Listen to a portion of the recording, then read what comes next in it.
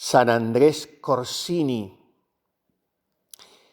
daría su vida para una película de acción emocionante y a nosotros nos da su vida para una lección que nos haga caer en la cuenta de que efectivamente el corazón de Jesús es paciente y muy misericordioso con nosotros. Sabe esperarnos con tanto amor. Y si nosotros le obedecemos un poco, desea sacar del lobo de agresividad larvada, de egoísmos, de pasiones que hay agazapado en nosotros, un cordero de mansedumbre y de humildad, semejante a su corazón. Y esto es lo que hizo con aquel muchacho, a quienes sus padres, una de las familias más nobles de Florencia, en la tarda Edad Media, habían llamado Andrés porque nació el día del apóstol. Pero qué infancia y qué adolescencia, cuánto dio que sufrir a los padres. Efectivamente se parecía más a un lobo que a un cordero.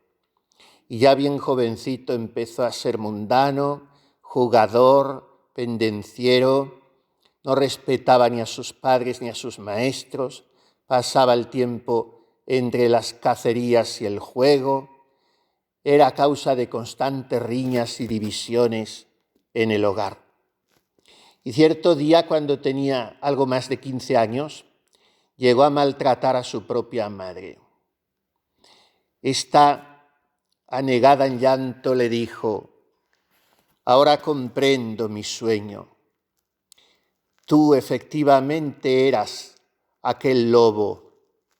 Y entonces él empezó a interrogarle, presa de la curiosidad, a su madre, y ésta le dijo: «Es que cuando yo estaba encinta de ti, soñé que daba a luz un lobo. Y los hechos me han dado la razón. No obstante lo cual, apenas te bautizamos, fuimos a presentarte a la Santísima Virgen. Y yo no desconfío todavía de ella». Y estas palabras fueron el aldabonazo de la gracia para el corazón de aquel joven. En la vida de todos los santos hay uno o varios momentos que en unos de manera más espectacular y en otros más discreta suponen un antes y un después. La ciencia es saber aprovechar esos momentos, no dejarlos pasar. Cuando nos dolemos tantas veces de no ser fieles a las inspiraciones de la gracia, de no corresponder al amor, pues no lo hagamos como un mero formulismo. Hagámoslo de manera que en adelante empecemos a saber responder a las caricias y llamamientos de Dios, porque quizá ya de aquella gracia, de aquella palabra, de aquella persona, de aquel suceso, acontecimiento, depende que el lobo que hay en mí empiece a transformarse en cordero.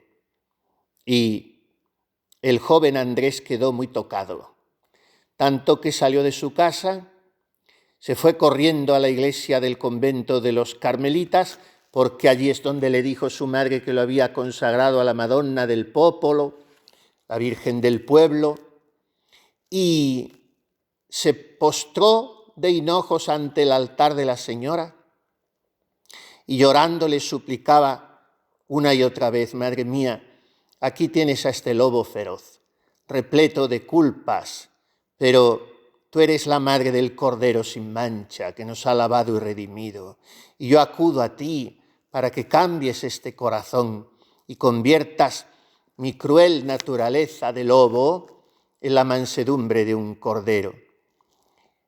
Perdió la noción del tiempo y no supo cuánto espacio permaneció allí a los pies de la Virgen.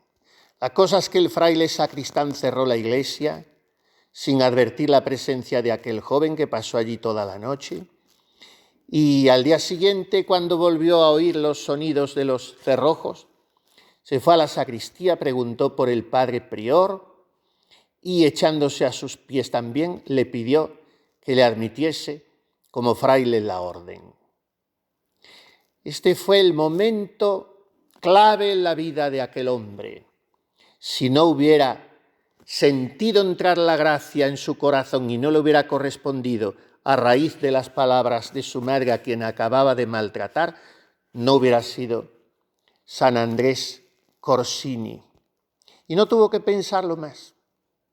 Dice Santo Tomás, en esas cuestiones de la Suma Teológica en las que está hablando de los votos y de la vida religiosa, que si hay que consultar mucho y esperar algún tiempo para discernir la entrada en la vida religiosa y en contra de lo que tanto se dice hoy, el doctor Angélico enseña que no hay ni que esperar ni que consultar, porque como se trata de algo inmejorable, que no admite nada superior, no hay que hacer esperar a la gracia. En todo caso, termina él diciendo, hay que consultar sobre en qué orden debo entrar o de qué manera, qué tipo de consagración. Pero para consagrarme al Señor, si he sentido la gracia, no hay que hacerla esperar.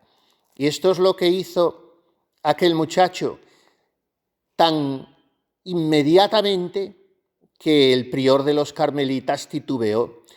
Su familia era muy conocida en Florencia, no le faltaba nada porque quería abandonarlo todo y además lo que se decía de aquel joven no le hacía recomendable. Pero dio su consentimiento al final porque vio tanto afán en aquel muchacho y le dio el hábito. Y por eso lo vistió bien joven, Andrés. Y a partir de ahí fue un fraile absolutamente ejemplar. Era increíble la conversión que había experimentado. Se dio a la oración, a la penitencia de forma asombrosa. El que había tenido todo en su casa escogió la peor celda y dormía sobre unos sarmientos, gastaba siempre cilicio. En fin, el que había vivido rodeado de un lujo excesivo y de todas las comodidades, ahora escogía cruz y cruz. Sobre todo mucho silencio. Dicen que era muy mortificado en la vista y en el paladar y muy aficionado a estar muchas horas ante el Santísimo.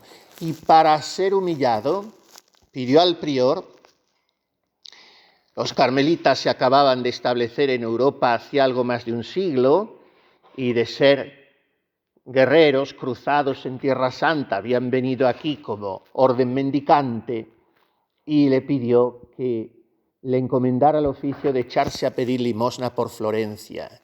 Y así en muchas de las puertas a las que llamaba se burlaban de él y le cubrían de escarnios, porque muchas veces se trataba de sus antiguos compañeros de libertinajes y otras veces de sus parientes avergonzados de que se les hubiera hecho fraile. Y el que también trataba de burlarse de él y despreciarle era el demonio, que lo hizo de muchas formas, violentas o sutiles, como aquel día que se presentó en la portería del convento, bajo la figura de un señor muy elegante acompañado de un séquito, que le dijo que su padre le esperaba en casa porque le había concertado el matrimonio con una joven noble de Florencia. Andrés comprendió que era el enemigo. En fin, tantos episodios de su vida nos hablan de un don de milagros muy evidente, también el don de profecía, y su fama era tan grande que cuando quedó vacante la sede episcopal de una diócesis cercana a Florencia, la de Fiesole, le eligieron obispo de allí. Entonces él, aterrado, se fue corriendo a refugiarse en la Cartuja y, claro, como había desaparecido el candidato, el clero de Florencia se tuvo que reunir a escoger otro obispo. Y cuando estaban para comenzar las deliberaciones, apareció un niño de 3 años. Nadie sabía de dónde había salido. y les dijo con su vocecita candorosa: no os apresuréis, Dios ha escogido a Andrés para prelado. Id a la cartuja que se ha ido a esconder allí, y allí lo encontraréis. Y al mismo tiempo, un niño pequeño, era el mismo, claro, se apareció a Andrés en la cartuja y le dijo: no te pongas tan nervioso ni temas tanto, porque yo te vengo a dar una noticia muy tranquilizadora. María será en todas las cosas tu auxilio y tu protección. Y ya con eso tuvo suficiente Andrés. Se encaminó otra vez a Florencia y a mitad de camino encontró a los que por el aviso del niño habían ido a buscarle. Luego, como obispo, fue un verdadero restaurador espiritual y material de su diócesis. Lo primero que hizo fue confeccionar una lista de todos los pobres, sobre todo los vergonzantes, que no se atrevían públicamente por su apellido o su condición a pedir limosna, y a todos los socorría. Los jueves, cada jueves del año, lavaba los pies a 12 pobres, después les daba una limosna muy generosa y restauró todos los templos que pudo. Y así llegó a los 71 años, cuando celebraba la misa de Navidad. La Santísima Virgen se le apareció, y qué dicha la suya, que se le concedieron 2 semanas para prepararse bien, si es que no venía siendo un santo ya, y le dijo la Virgen: mira, Andrés, prepárate, que el día de la Epifanía vengo a buscarte y te llevo conmigo. Entonces puso en orden todas las cosas de su diócesis y el día de Reyes esperó la hora de la muerte. Con los presentes recitó el credo, después el Nunc Dimittis, y diciendo este cántico evangélico, vino la Virgen Santísima a recogerlo. Este era el lobo al que todos temían, del que nada bueno podía esperarse. Una personalidad aviesa, torcida, de la que había que huir, pero lo que es embestir la luz de la gracia en un alma y lo que es encontrar Dios, las puertas de ese alma abiertas de par en par. Es una pena que, como tantos otros santos, este no se rece en el calendario actual, porque es uno de los más significativos, y hay tantos, de la Edad Media, ya tardía, como decimos, y porque tiene tanto que enseñarnos. Sobre todo, la virtud de la devoción, que explica Santo Tomás de Aquino, que es la prontitud de la voluntad en el divino servicio. Y esto es lo que hizo este hombre. No dilató su respuesta, no lo dejó para mañana. De manera que el cambiazo fue rotundo, fenomenal, asombroso para todo el que lo contempló y para nosotros, que a distancia de 6 o 7 siglos estamos conmemorando hoy su santidad, obra, como todas las santidades, del corazón de Jesús. Porque en el corazón de ese muchacho de la familia de los Corsini, Andrés, ya no latieron sus sentimientos, sus criterios, sus pasiones, sus inclinaciones, sino que en su pecho alentó el corazón de Cristo y le transformó de lobo en cordero. En este momento de gracia, a cada uno de nosotros quiere el corazón de Jesús también susurrarnos al oído que en tal o tal cosa de mi vida tiene que haber un antes y un después, a partir de ahora. Y como yo no me siento con fuerzas para que eso se produzca, entonces el remedio es hacer lo que hizo Andrés, echarme a los pies de la Virgen y decirle: yo no puedo, pero tú sí. Me cambiarás el corazón y harás de tantos lobos que están dentro de mí y que de vez en cuando empiezan a aullar, harás corderos de esas pasiones, pensamientos, imaginaciones, recuerdos, y el balido de esos corderos será el de la mansedumbre, el de la humildad, el de la paciencia, el de la caridad fraterna, el del amor. Pidamos esta gracia a María Santísima, la Madonna del Popolo, la invocó Andrés, la Virgen del pueblo, o sea, de los sencillos, de los pobres. Eso es lo que somos nosotros.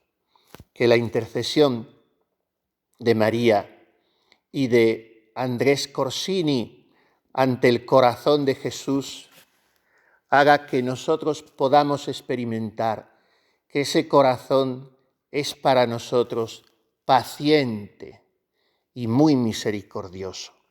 Así sea.